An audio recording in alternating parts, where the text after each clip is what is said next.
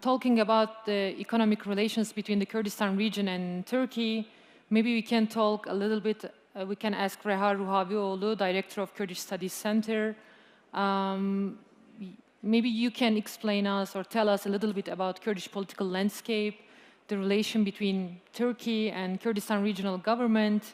Yeah, please tell us about the peace process, how to place peace process between Turkey and Kurdistan regional governments' relations. Yeah.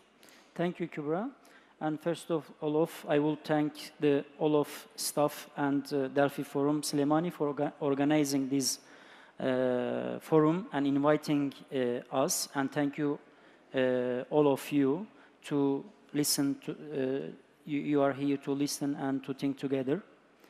And as you said, the changing of the development of regional are affecting Turkey peace process, and Turkish peace process dynamics are affecting the regional developments. Turkey's relationship with the Kurdistan region has until now been built almost entirely through the KDP, and this partnership made real cooperation possible in energy, in trade, and security. But from Ankara's perspective, the PUK's point of contact with PKK and its proximity to Iran through that same axis created a serious barrier to closer relation with Süleymaniye.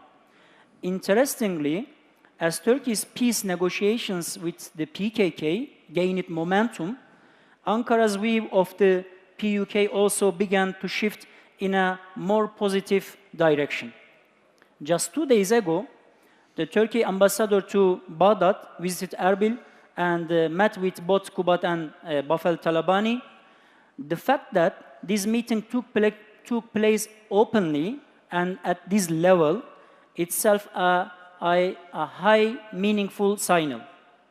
For a long time, as seen from Ankara, two main currents have been more visible in regional Kurdish politics. The first, the current represented by the KDP, more nationalist, conservative and traditional, and aligned with the social fabric on the ground. And the second, the current represented by the PKK, more secular, left-leaning, and built around a vision of radical transformation. As a third way, Jalal Talabani was always an exceptional figure.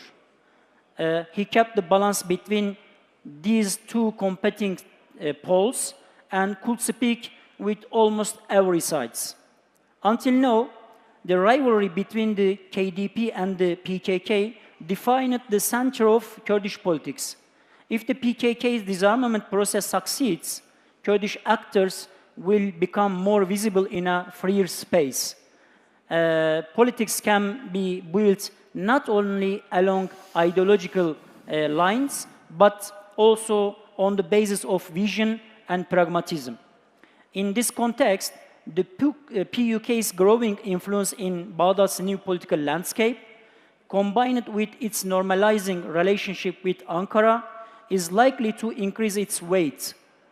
This could mark an important shift in how Turkey perceives the PUK, and it points to possibility of a third distinct current gaining strength in Ankara's eyes beyond the KDP and PKK's axis. The geopolitical consequences of this process will also significant. Iran's declining regional influence, the PKK's disarmament, and the improving relationship between the PUK and Turkey are all significant factors that make a win-win scenario possible along the Turkey and KRG and Turkey-PUK axis. Stronger ties on this front could also serve as a balancing factor in Turkey's favor in its competition with Israel. Stronger ties with both the KDP and PUK would give Turkey an advantage in energy routes and security calculations also. The PUK's control over natural gas fields, in particular, gives Ankara significant potential to expand its commercial relationship. For Turkey's Kurds, Iran's Kurds have historically been a relatively distant community, and from Ankara's perspective as well, Iran's Kurds were not a primary agenda item until the recent Iran war. When questions arose about whether opposition Kurdish groups would join the conflict in Iran, it triggered serious concern in Ankara. The position taken by Iraqi Kurdish leaders did much to ease those anxieties.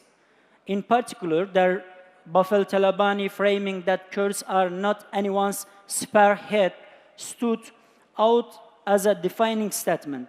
The alignment between the PUK, the KDP, and Ankara on this question also played a role in shaping Washington's approach and particularly the Trump administration's positioning.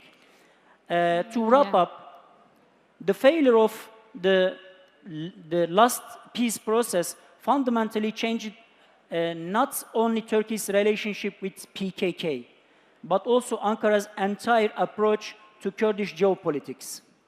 After that experiences, Turkey built its Kurdistan relation on actor-based pragmatic model centered on KDP, but today Ankara is also working to build closer ties with the PUK.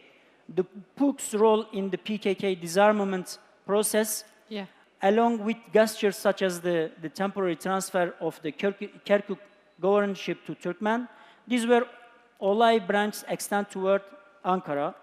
And this transformation will require steps from both sides, Ankara and Kurdish actors alike, towards a more constitutional, nihilist, and economically diverse framework.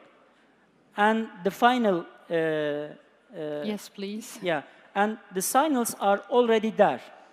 I foresee a visit by Kubat Talabani or Bafel Talabani to Ankara before long. And that's all. Thank you. Thank you so much. Hopefully we will see a more peaceful and prosperous Kurdistan region and Turkey.